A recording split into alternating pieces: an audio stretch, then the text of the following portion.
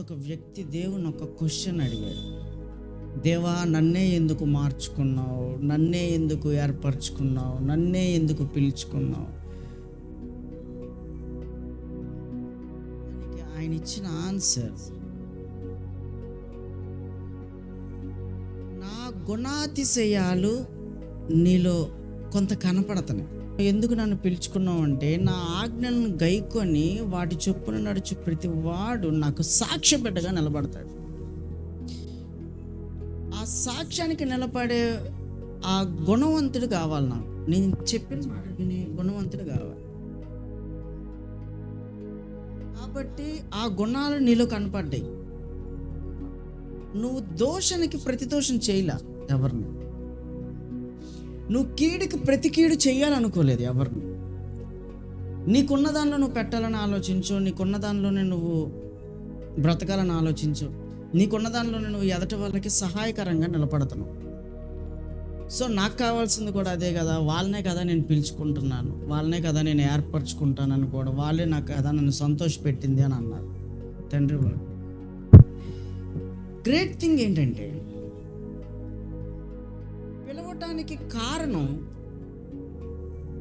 మీరు వాళ్ళకి ఏ కీడు ఏ తోషణ చేయరు కానీ వాళ్ళని దీవిస్తారు. ఆ క్యాపబిలిటీ నీలోనే ఉంది. నాకు ఈ గుణాలు కలిగిన వాడు కావాలి.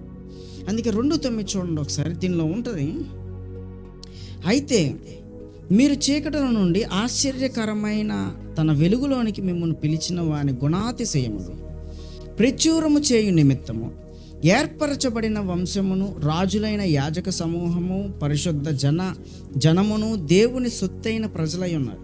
ఆమేన్. మెయిన్ నేను పిలవడానికి గల కారణం ఏంటి? చీకట్లో ఉన్నవాడిని వెలుగులోకి తేడానికి, ఆశ్చర్యకరమైన వెలుగులోకి తేవడానికి కారణం ఏంటి? అంటే కష్టాలు పడి బాధలు పడుతున్న వాడిని వెలుగులోకి తేవడానికి కారణం ఏంటి? దీవించే గుణాలు ఎక్కువనే. అంటే ఏది పట్టించుకోకుండా పర్వాలేదు జస్ట్ లివ్ ఇట్ దాన్ని వదిలేసి అంటే ప్రతి దాన్ని కూడా విడిచిపెడుతున్నాడు ఈ లోకంలో. ప్రతి దాన్ని కూడా పట్టించుకోవట్లేదు.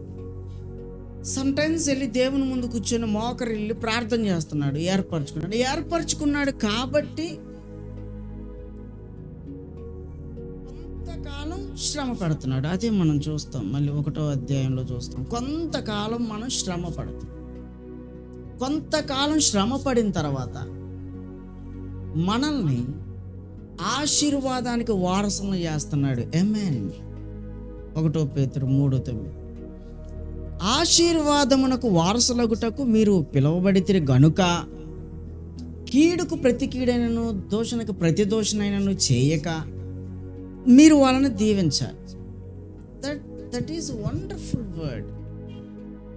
మిమ్మల్ని పిలిచి చీకట్లో నుంచి ఆశ్చర్యకరమైన వెలుగులోకి తీసుకొచ్చి ఒక స్థితిలో ఉంచి ఒక పొజిషన్లోకి తీసుకొచ్చి మొదటగా మిమ్మల్ని యాజక సమూహంగా చేసి, చూడండి అక్కడ ఫస్ట్ పరిశుద్ధ జనంగా దేవుని సొత్తు చేసుకున్నాడు, తర్వాత పరిశుద్ధ జనంగా చేసుకున్నాడు, తర్వాత రాజుని చేశాడు, తర్వాత యాజకుని. అంటే ప్రతిదీ కూడా ఒక ప్రమోషన్స్లో తీసుకొని వెళ్ళాడు నిన్ను. ప్రతిదీ కూడా ఒక ప్రమోషన్స్లో తీసుకొని వెళ్ళాడు. ఫైనల్గా ఏం చేశాడు? మొత్తం యాజకుని చేసి ఆ యాజకుడికి ఆశీర్వాదం అయ్యేంత వారసత్వాన్ని ఇచ్చేసాడు. మీరు పిలువబడింది ఆశీర్వాదం పొందుకోవడానికి, నాకు వారసులు అవడానికి. నా సొత్తు మీరు, you are my own children. బాగుంటుంది, డబ్బులు వడ్డీకి ఇస్తే బాగుంటుంది, దాన్ని తీసుకుంటే బాగుంటుంది, ఇలా అని చెప్పి ప్రతిదీ మనం వ్యాపారంగా దేవుని దొంగలు గుహగా చేసేస్తాం. అందుకే దేవుడు కొంతమందిని ఏర్పరిచి అతనికి ఇచ్చిన సమాధానం ఎంత అందమైందో చెప్పండి. ఎందుకు ఎందుకు పిలుచుకున్నావు అంటే, నా ఆజ్ఞలు గైకొని వాడు నడుచుకున్న వాడిని నేను ఆశీర్వాదానికి, వాడిని చీకట్లో నుంచి బయటికి తీసుకొని వచ్చి వెలుగులోకి వాడిని ఆశీర్వదించి వాడిని యాజకుడిగా చేసిన నాకు వారసత్వంగా చేసుకొని నా సొత్తైన పిల్లలు, నా సొంత పిల్లలుగా చేసుకుంటాను. ఆయన సొంత బిడ్డగా చేసుకున్నాడు. ఈరోజు నువ్వు ప్రార్థన చేస్తున్నావు అంటే దానికి కారణం నువ్వు మారటం వలన కాదు, ఆయన ఏర్పరచుకోవటం వలన, ఆయన నిన్ను పిలవటం వలన. ఆయన నిన్ను పిలిచిన పిలుపు గొప్ప పిలుపు కనుక ఆయన నిన్ను వారసునిగా చేసుకుంటున్నాడు. ఆయన నిన్ను వారసునిగా చేసుకొని విడిచిపెట్టగా ఆయన ఈ భూమి మొత్తాన్ని నీ సొత్తు చేస్తున్నాడు. హల్లెలూయా. సో ఎంత అందమైన మాటని సెలవిచ్చాడు. సాక్షిపెట్టుగా నిలబడాలంట. ఇవన్నీ జరిగితేనే కదా నువ్వు సాక్షిపెట్టుగా నిలబడగలవు. నువ్వు దరిద్రంలో ఉంటా, నేను దరిద్రంగానే బ్రతుకుతున్నాను కానీ నేను దేవుణ్ణి తెలుసుకొని ఉన్నాను అంటే నిన్నెవడు లెక్క చేయడు. ఆ దరిద్రంలో నుంచి నువ్వు బయటకు వచ్చి ఒక పొజిషన్లో ఉంటేనే నిన్ను ఎవరైనా లెక్క చేస్తారు. అప్పుడు నీ సాక్ష్యాన్ని వింటారు. దేవుడు ఎంత గొప్ప కార్యాలు చేశాడు ఆ బిడ్డ ద్వారా. హల్లెలూయా. అప్పులు చేస్తూ ఉండి నేను దేవుడిని తెలుసుకున్నాను, నా కాన్సన్ట్రేషన్ అంతా దేవుడే అంటే చెల్లదు. నిన్నెవరు లెక్క చేయరు. ఫస్ట్ విడిచిపెట్టాల్సినవి విడిచిపెట్టాలి. క్షయమైన వాటిని విడిచిపెట్టేస్తే అక్షయమైన వాటి అంటే కనిపించేవి విడిచిపెడితే, కనిపించేవి ఏంటి? నేత్రాశ, ధనాశ, శరీరాశ, చూసిందల్లా కావాలనుకోవటం. ఒక మాటలో చెప్పాలంటే ఆ చూసిందల్లా మనం వదులుకుంటే మన స్థానం దేవుడు ఉన్నతమైన స్థానంలోకి తీసుకెళ్తున్నాడు. He is taking you in the higher position.